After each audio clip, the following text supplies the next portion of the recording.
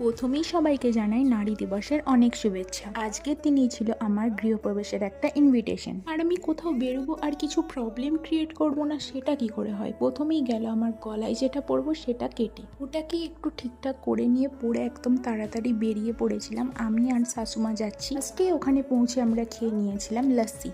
দিন খাওয়া কমপ্লিট করে আমরা চলে গেছিলাম পুজোর জায়গায়। পুরো বাড়ির মধ্যে এই জায়গাটা আমার সব থেকে সুন্দর লেগেছে, আর চারিদিকের ভিউটাও না খুব সুন্দর ছিল। বাড়িটা ঘুরে দেখার পর আমরা চলে গেছিলাম খাবার ওখানে। ভাবলাম খেয়ে দিয়ে বাড়িও তো ফিরতে হবে না, তাই আমি আর শাশুমা একদম পাশাপাশি বসে পড়ি খাবার জন্য। বসে বসে এটা ভাবতে থাকি আমাদের খাবার কখন দেবে। অনেকক্ষণ অপেক্ষার পর ফাইনালি আমাদের খাবার প্লেটে চলে আসে, আর আমি খেতে খেতে এতটাই ভুলে গেছিলাম যে কোনো ক্লিপ নিতেই ভুলে গেছি। তারপর আর কি খাওয়া দাওয়া কমপ্লিট করে আমরা বাড়ির উদ্দেশ্যে রওনা দিই। ব্যাস, ভিডিওটা এই পর্যন্তই। ভিডিওটা কেমন লাগলো অবশ্যই জানিও। বাই।